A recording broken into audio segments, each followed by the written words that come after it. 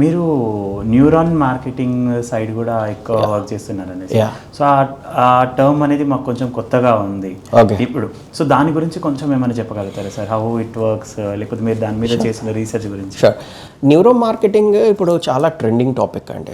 అంటే not many people are there in India, but top universities like IIMs కానీ IITs కానీ కొన్ని యూనివర్సిటీస్లో they are doing very vigorously. ఇప్పుడు very niche to India. So మనకి marketing తెలుసు.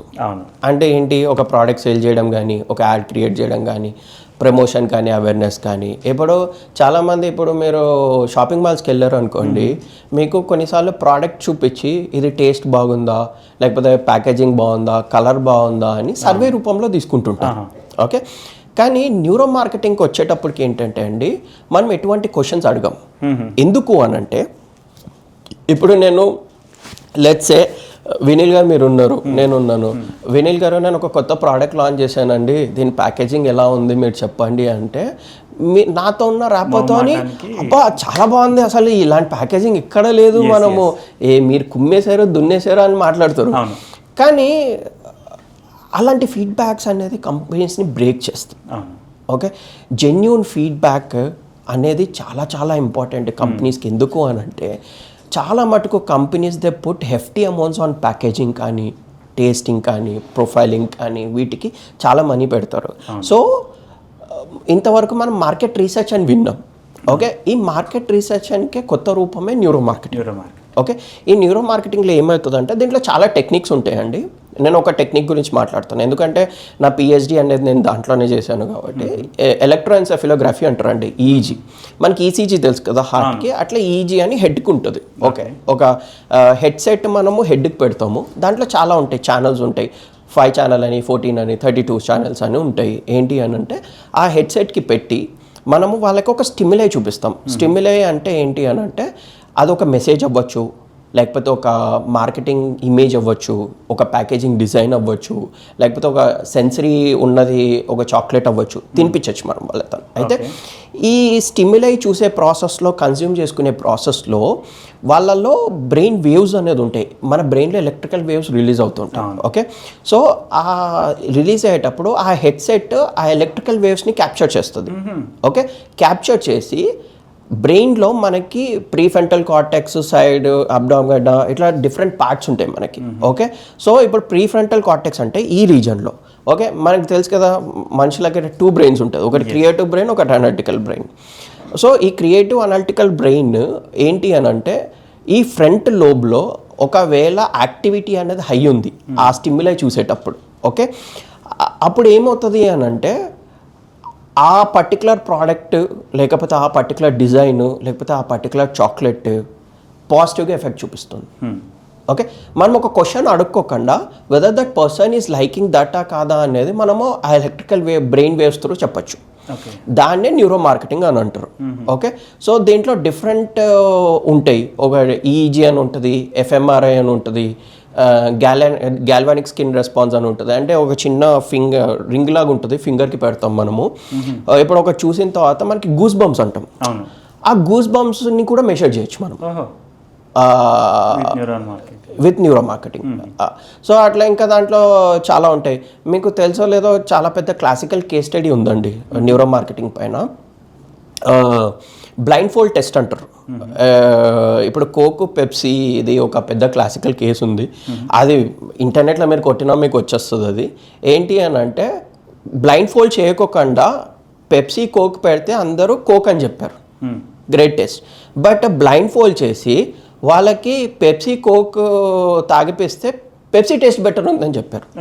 అంటే ఒక హ్యూమన్ సైకాలజీ ఏంటంటే, తను ఏదైతే రెగ్యులర్గా చూస్తాడో, ఏదైతే రెగ్యులర్గా వింటాడో దాన్ని ఎక్కువ గ్రాప్ చేస్తారు. దీంట్లో సైకాలజీలో అండ్ మార్కెటింగ్లో కేమస్ సిస్టమ్ మోడల్ అని ఒకటి ఉంటుందండి.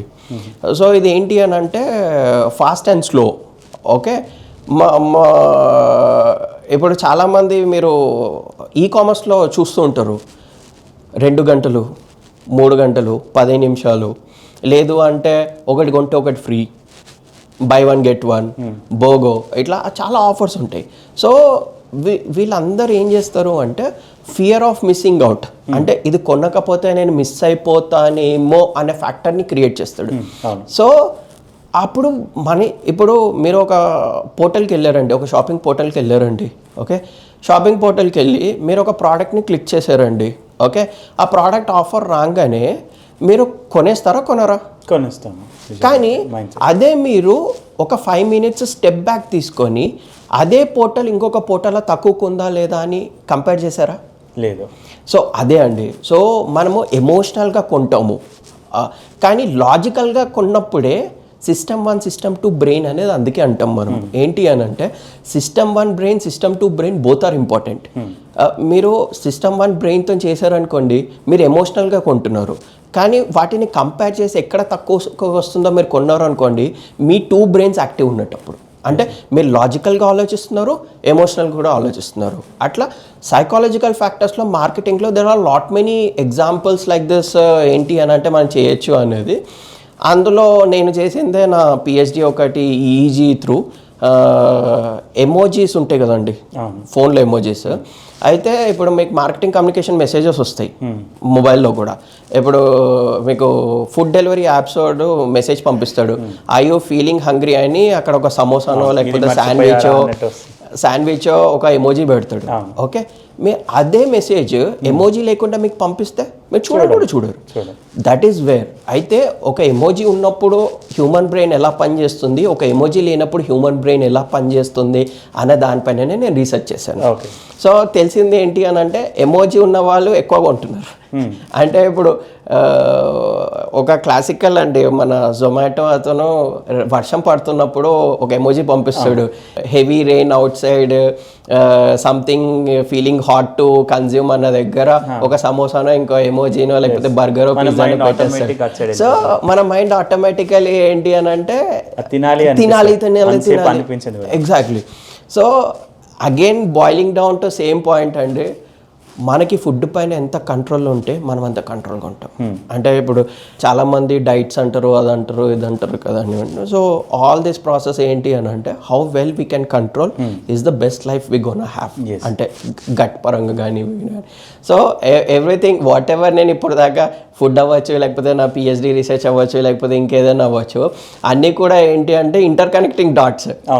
ప్రతిదీ కూడా నేను ఏంటి అని అంటే నేను కొత్తది నేర్చుకుంది ఎక్కడ నేను వేస్ట్ చేయను, నేను దాన్ని ఇంప్లిమెంట్ చేస్తాను. అట్లనే మనకి ఇప్పుడు మార్కెటింగ్లో సిమియోటిక్స్ అని ఒక ఇంపార్టెంట్ కాన్సెప్ట్ ఉంటుందండి. అంటే ఒక సైన్ సింబల్ ఒక వ్యక్తి పైన ఎంత ఇన్ఫ్లుయెన్స్ చూపిస్తుంది అనేది. ఇప్పుడు ఒక పుర్రె బొమ్మ రెడ్ సింబల్ ఉందనుకోండి, అది దాని మీనింగ్ ఏంటండి? డేంజర్ అనేసి నేను ఏం చెప్పలేదు, మీరు డేంజర్ అన్నారు. ఎందుకు అంటే మన కల్చరల్ ఇన్హెరిటెన్స్లో మనం చిన్నప్పటి నుంచే అవే నేర్చుకున్నాం. అంటే ఒక సైన్, ఒక సింబల్ ఒక వ్యక్తి పైన ఎంత పాజిటివ్ ఇన్ఫ్లుయెన్స్ చూపిస్తుంది, నెగిటివ్ ఇన్ఫ్లుయెన్స్ చూపిస్తుంది అనేది కూడా ఉంటుంది. అందుకే ప్రోడక్ట్స్ బ్రాండ్స్ డిజైన్ చేసేటప్పుడు they will be very careful. అంటే ఒక్కొక్క symbol it can change and it can break it. ఇప్పుడు ఫర్ ఎగ్జాంపుల్ కొన్ని కంట్రీ ఏ కంట్రీ బి నచ్చరు, వాళ్ళ సింబల్ కంట్రీ బిలో పెట్టామనుకోండి చాలా పెద్ద రచ్చైపోతుంది. ఓకే. సో మన హ్యూమన్ లైఫ్లో ప్రతిదీ కూడా సైన్ అండ్ సింబల్ కూడా ఇంపార్టెంటే ప్రతి దాంట్లో. So that is where all psychological factors comes out.